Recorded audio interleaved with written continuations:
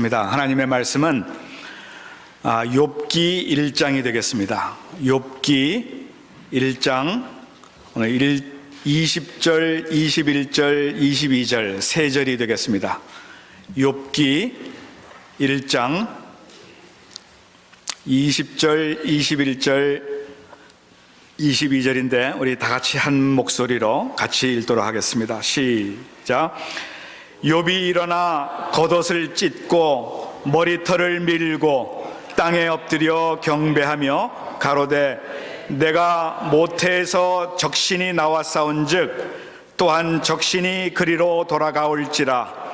주신 자도 여호와시요 취하신 자도 여호와시오니 여호와의 이름이 찬송을 받으실지어니이다 하고 이 모든 일에 욥이 범죄하지 아니하고 하나님을 향하여 어리석게 원망하지 아니하니라.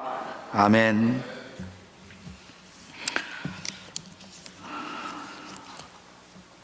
지난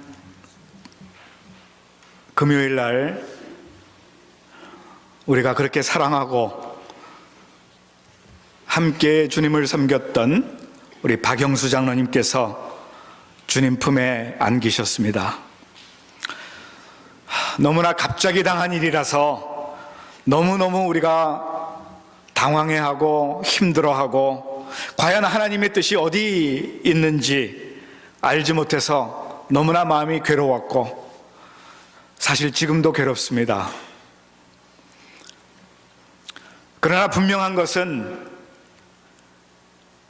하나님께서 장로님을 하나님 품에 안아주셨다고 하는 것, 이거 하나는 분명히 우리가 알고, 우리 장로님은 이제 슬픔도 없고 고통도 없고 괴로움도 없고 눈물도 없는 그 천국에서 기쁨으로 우리 주님과 함께 계실 것을 인하여 다시 한번 우리가 주님 앞에 감사드리고, 오늘 이거 하나만은 분명합니다. 주님이 그를 품에 품어주시고 안아주셨다고 하는 이 사실.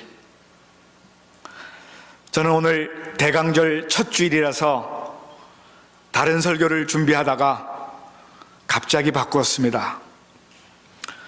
오늘 우리가 당하는 이 고난이 왜 우리에게 오는지, 이것에 대해서 우리가 생각을 해보면서 하나님의 뜻을 찾아보려고 오늘 제목을 고난의 의미라고 하는 그런 제목으로 정하고 이 말씀을 준비했습니다. 요단 동편에 보면은 우스라고 하는 그런 곳이 있습니다. 우스. 거기에는 하나님을 잘 섬기고 정직하고 선하게 살아가던 한 사람이 있었습니다. 그의 재산이 얼마나 많았는지 그 지방에서 가장 큰 부자였고 아들, 딸을 10남매를 둔 아주 다복한 가정의 가장이었습니다. 그런데 어느 날 그에게 영문도 모르는 큰 고난이 찾아왔습니다. 그 많은 재산이 하루아침에 다 날아가 버렸습니다. 또 하루아침에 그 10명의 자녀가 갑자기 위에서 무너지는 그 집안에서 다 압살을 당했습니다.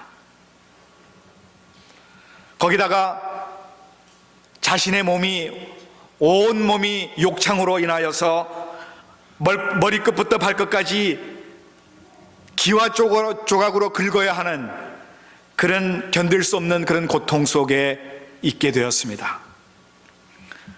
그의 사랑하는 아내마저 당신을 이 지경으로 만든 하나님을 저주하고 죽어라, 이런 말을 남기고 그를 떠나버렸습니다. 하루아침에 그의 가정이 풍지박산이 나버렸습니다. 또한 친구들까지 찾아와서 위로한다고 하는 그런 얘기가, 네가 네 죄 때문에 하나님께 큰 벌을 받고 있으니 내 죄를 회개하라, 오히려 그를 정죄하고 비난까지 했습니다.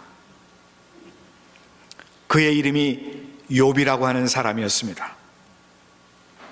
사실 이 욥은 아무런 고난당할 이유가 없었던 그런 사람이었습니다. 1절에 보게 되면은 그는 순전하고 정직하여 하나님을 경외하며 악에서 떠난 자라고 이렇게 1장 1절에 그렇게 말씀하고 있는 그런 사람이었습니다. 이렇게 하나님을 잘 경외하며 하나님도 그의 신앙을 인정하시는 그 욥이 아무런 이유 없이 하루아침에 이 고난을 당하는 것은 오늘 우리의 상식으로는 도저히 이해할 수가 없습니다. 주님의 몸된 교회를 그렇게 사랑하며 섬기며 어떻게 해서든지 주님 앞에 나와서 주님을 찬양하며 예배드리는 그 박장로님을 우리 하나님께서 불러가신 것 도저히 우리의 상식으로는 이해가 되지 않습니다. 납득이 되지 않아요. 여러분, 우리가 당하는 이 고난은요, 그래도 대부분 고난당하는 이유가 있을 겁니다. 그러나 여러분, 이 욥이 당하는 그 고난은 고난당할 만한 이유가 하나도 없었어요. 지금 욥은 그 어느 누구도 당하지 않던 큰 고난을 이유도 모르고 지금 당하고 있는 것입니다. 그러나 욥은 하나님을 원망하지 않았습니다. 오늘 본문에 보게 되니까 욥이 일어나서 겉옷을 찢어버렸다고 그랬어요. 머리를 밀었다고 그랬습니다. 땅에 엎드려서 하나님 앞에 경배하면서 이렇게 얘기를 했습니다. 내가 모태에서 적신이 나와 싸운즉 또한 적신이 그리로 돌아가올지라. 주신 자도 하나님이시고 취하신 자도 하나님이시니 여호와의 이름이 찬송을 받으실지어다. 이 모든 일에 욥이 범죄하지 아니하고 하나님을 향하여 어리석게 원망하지 아니하였다라고 이렇게 말씀하고 있습니다. 우리가 인생을 살아가면서 고난이 없이 살아갈 수는 없습니다. 고난은 우리 인생에 있어서 선택 과목이 아닙니다. 이것이 선택 과목이라고 하면은 어느 누구도 고난을 선택할 사람이 없을 겁니다. 누가 고난을 선택하겠습니까? 그러나 여러분, 이 고난이라고 하는 것은 우리 인생에 있어서 필수 과목이라고 하는 것입니다. 모든 사람이 인생을 살아가면서 그 고난의 정도의 차이는 있을지 모르지만 누구나 다 고난은 당하고 살아가고 있다라고 하는 것입니다. 이것은 예수 믿는 사람이나 믿지 않는 사람이나 직분자나 직분이 없는 사람이나 다 마찬가지입니다. 고난의 쓴 잔을 마셔보지 않는 사람은 축복의 귀중함을 모른다라고 하는 얘기가 있습니다. 눈물 젖은 빵을 먹어보지 않는 사람은 그 사람과는 인생을 논하지 말라고 하는 그런 이야기도 있습니다. 왜 그렇습니까? 고난을 당해보지 않는 사람은 인생의 참 의미를 알지 못하기 때문인 것입니다. 실패를 경험하지 못한 사람은 성공의 참 뜻을 깨닫지를 못하는 것입니다. 그래서 고난을 경험해보지 못한 사람은 진정한 행복의 의미를 모르는 것이죠. 그래서 고난은 우리 인간에게 꼭 필요한 것이긴 하지만은 이 고난을 통해서 우리 인간이 참다운 인간으로 거듭나게 되는 것이지만은 그러나 이 고난은 너무나 힘듭니다. 어렵습니다. 오늘 우리 고난이 우리에게 찾아왔을 때에 하나님의 훈련이 시작됐구나 이렇게 생각하는 사람보다는 왜 나에게 이런 일이, 왜 우리에게 이런 일이 있어야 되는가, 너무나 깨닫지 못해서 너무나 괴로워서 우리가 어쩔 줄 모르는 그런 상황에 빠지게 되는 것입니다. 그러나 오늘 욥을 보게 되니까 그는 참고 인내하고 결코 하나님을 원망하지 아니하고 이 고난을 잘 통과했었습니다. 하나님의 훈련이 시작됐다라고 그는 깨닫고 그는 이 모든 고난을 이겨나갔던 것입니다. 여러분, 이 높이 뜨는 이 연은 바람이 강하게 불어야 높이 뜰 수 있습니다. 바람이 안 부는데 연이 높이 뜰 수가 없어요. 여러분, 팽이는 세게 맞아야 팽이가 돌아가지, 가만히 있는데 팽이가 저절로 돌아가지가 않는다는 얘기입니다. 하나님께서 우리에게 고난을 허락하신 이유 또한 이 고난을 통하여서 우리의 신앙이 더 성숙해지고 더 하나님으로부터 받는 그 복을 우리가 누리기 위하여서 오늘 이렇게 우리가 고난을 당하는 것입니다. 사실 우리가 당하는 이 고난은 너무나 힘듭니다. 그래서 될 수만 있으면 이 고난 당하지 않고 살았으면 좋겠습니다. 저도 그래요. 저도 이러한 때에 집례한다고 하는 것이 너무나 힘들어요. 괴로워요. 아마 여러분들도 마찬가지일 것입니다. 이런 일을 당하면은 정말 어떻게 할 줄 모르고 우리 모두가 다 고통 속에 있을 수밖에 없는 것입니다. 그런데 성경은 이런 고난이 우리에게 닥쳐오면은 오히려 그 고난이 우리에게 유익이라고 말씀하고 있어요. 아니, 고난이 어떻게 유익이 됩니까? 도저히 우리가 이해가 되지 않아요. 고난이 왜 우리에게 유익이 됩니까? 고난을 당할 때 여러분, 우리가 얼마나 괴롭습니까? 그런데 여러분, 성경이 그렇게 말씀하는 이유가 분명히 있습니다. 고난을 당할 때는, 슬픔을 당할 때는 우리가 고통스럽고 어렵지만은 그 모든 일을 다 통과한 이후에는 뒤돌아보게 되면은 오히려 이 모든 것이 우리에게 유익이 되고 축복이었다라고 하는 이 사실을 우리가 알게 됩니다. 그래서 지금부터 이 고난이 우리에게 유익이 된다고 하는 그 이유를 몇 가지로 우리 여러분과 함께 살펴보기를 원합니다. 첫 번째, 이 고난이 유익이 되는 것은 바로 우리에게 은혜를 부어주시고 복을 주시는 그 주님을 만날 수 있는 기회가 되기 때문에 바로 고난이 유익이 된다는 것입니다. 어떤 사람이 세상에서 돈이 최고라고 여기고 돈 벌기 위해서 열심히 뛰어다녔습니다.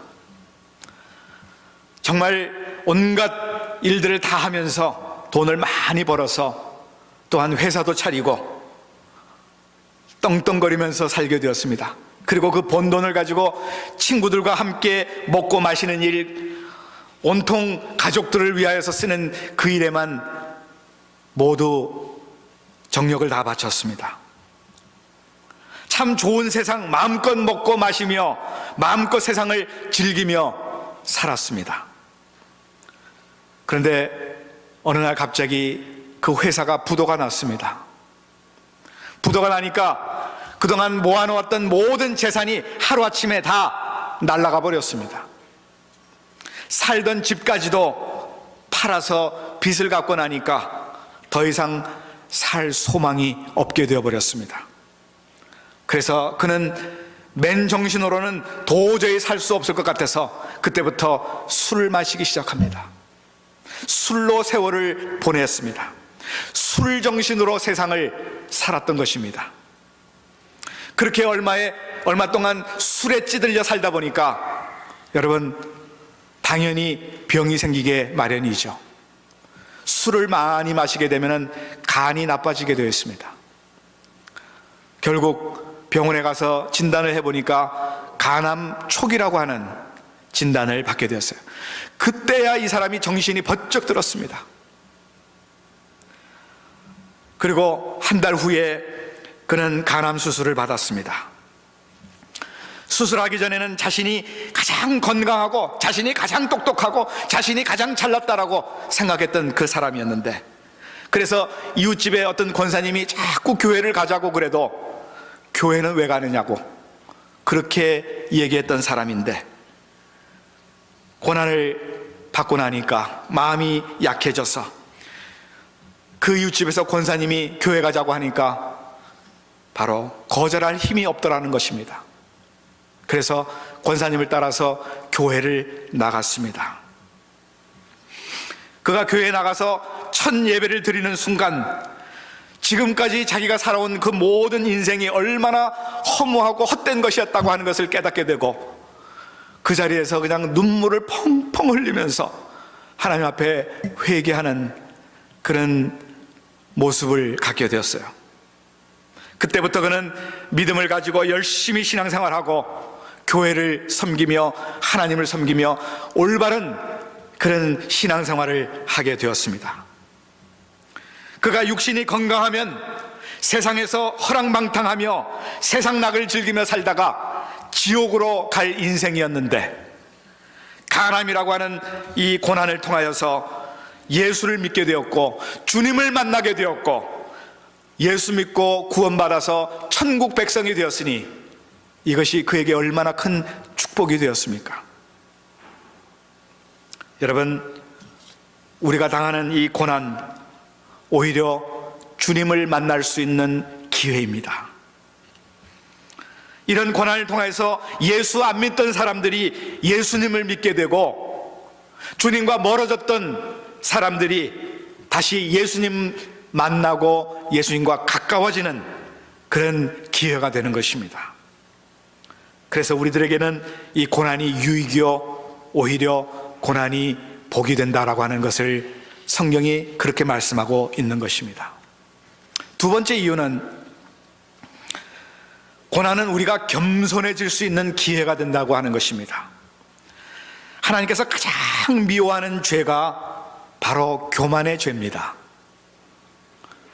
특별히 그 교만의 죄 중에서도 더 무서운 죄는 신앙의 교만입니다. 신앙으로 내가 잘났다라고 더 잘 믿는다라고 하는 것이 더 무서운 죄예요. 여러분, 탐욕, 시기, 질투, 배은망덕, 불순종, 불신앙, 불충성 이런 것들이 다 어디서 오는가 하면은 바로 교만에서 오는 것입니다. 우리가 교만할 때 바로 이런 일들이 일어나게 되는 것이요. 그때 하나님께서는 이 고난을 통하여서 우리의 마음을 겸손하게 낮추어 주시는 것입니다. 그래서 보통 고난을 많이 받은 사람이 겸손해지는 것을 우리가 많이 보죠. 또한 나에게 고난이 찾아오고 환난이 계속되게 되면 혹시 내가 교만해지지 않았는가, 나를 겸손하라고 낮추시는 것이 아닌가, 바로 우리가 이런 생각을 가져야 할 것입니다. 그래서 우리가 하나님 앞에 엎드려 무릎을 꿇고 더욱더 겸손해져야 할 것입니다. 교만한 사람은 하나님의 축복을 받을 수가 없습니다. 겸손히 자신을 낮출 때에 하나님의 복을 받을 수가 있는 것이죠. 그래서 고난이 유익이라고 성경은 분명히 우리들에게 말씀해 주고 있습니다. 제가 고난에 대해서 수요일날도 또 주일날도 여러 번 말씀드렸기 때문에 다음으로 넘어가도록 하겠습니다.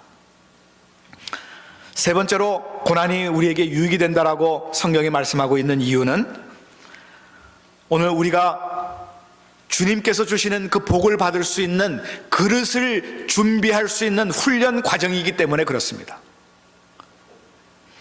욥이 이런 엄청난 고난을 당한 후에 자신의 신앙 체험을 이렇게 고백을 했어요.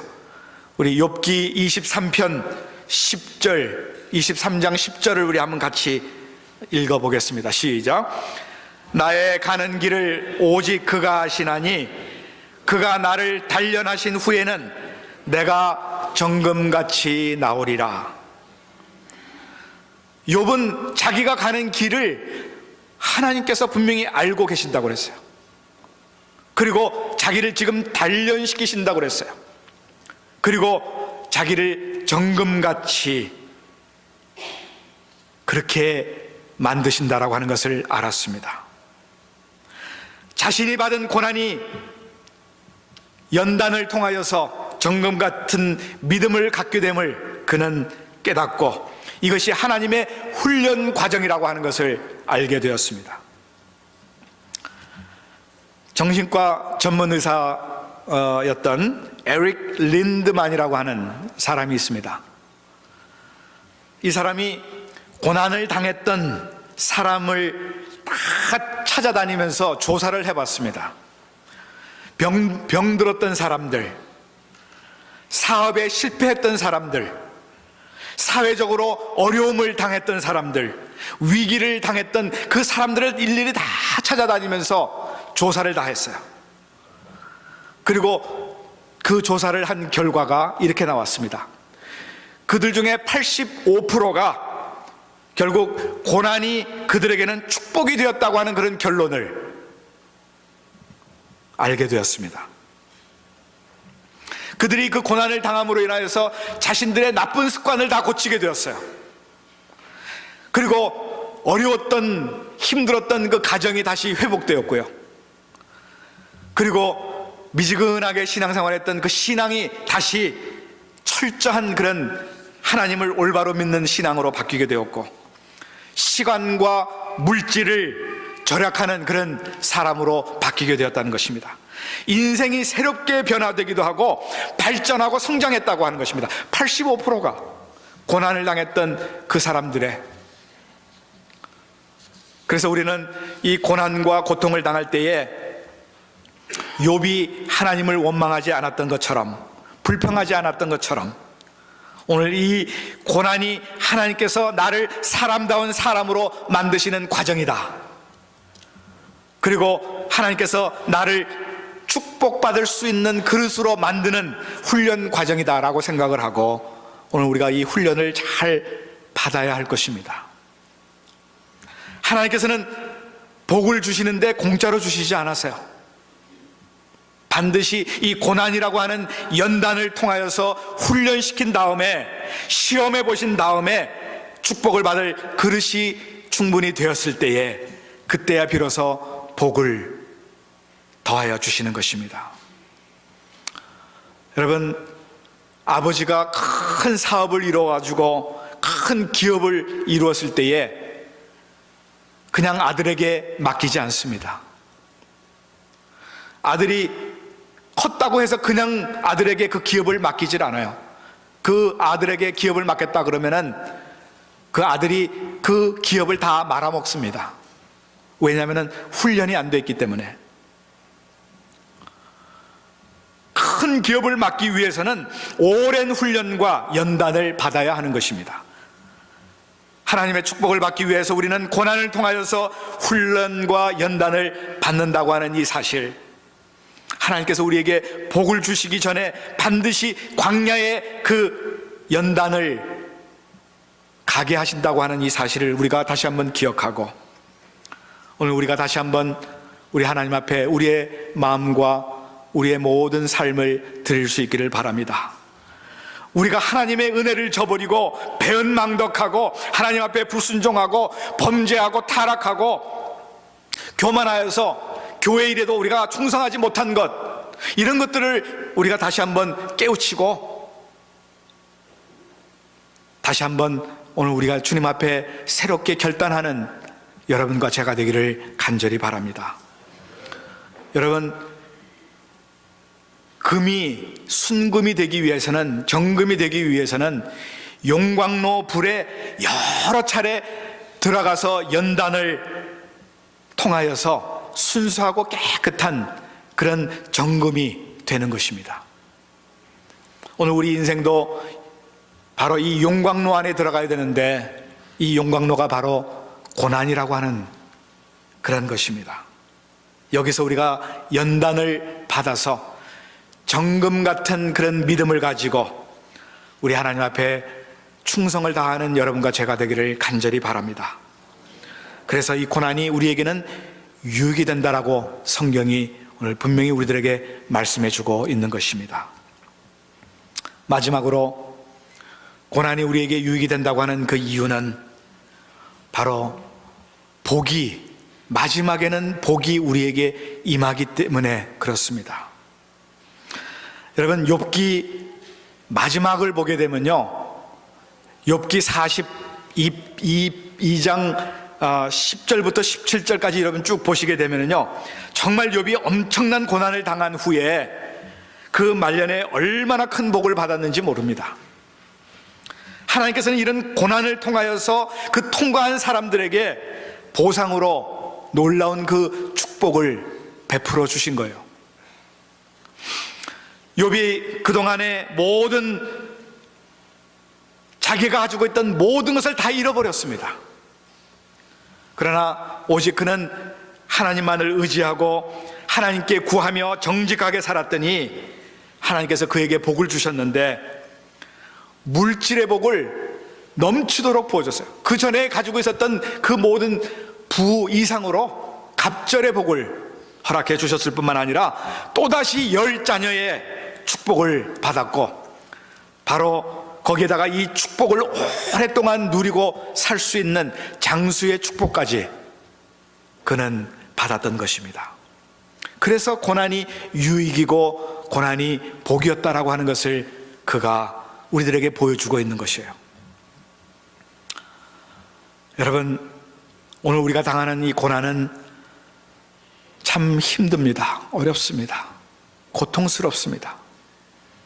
그러나 오늘 우리 여기 남아있는 우리들에게는 큰 유익이 된다라고 하는 것을 다시 한번 우리가 기억하시고, 그래서 사도 바울이 로마서 8장 18절에 이렇게 고백을 했습니다. 우리 같이 한번 읽어보겠습니다. 시작. 현재의 고난은 장차 우리에게 나타날 영광과 좋게 비교할 수 없도다. 꼭 우리가 이 사실을 기억해야 합니다. 지금 현재의 고난이 우리에게는 너무나 고통스럽고 힘들지만은 장차 우리에게 나타날 그 영광과 비교할 수 없는 것입니다. 우리가 꼭 기억해야 할 것은 오늘 여기 남아있는 우리들, 하나님께서 우리들에게 감당할 만한 그런 고난을 허락하신다는 것입니다. 반드시 어려움 속에서 우리를 붙들어 주시고 안아 주실 것입니다. 그리고 고난 후에는 반드시 우리를 다시 한번 회복시켜 주실 것입니다. 우리를 새롭게 해 주실 것입니다. 우리가 일평생 고난을 당하지 않고 살아간다면 얼마나 좋겠습니까마는, 그러나 그것이 좋은 것은 아닙니다. 특별히 여러분, 우리가 이 세상에서는 고난을 안 당할 사람은 한 사람도 없습니다. 누구나 다 이 고난을 당하며 살아가는데, 문제는 이 고난을 우리가 어떻게 받아들이고 이 고난을 어떻게 극복해 나가느냐에 따라서 이 고난으로 인하여 우리가 복을 누릴 수 있느냐, 유익이 될 수 있느냐, 아니면 우리에게 해가 될 수 있느냐, 그것이 결정이 된다고 하는 것입니다.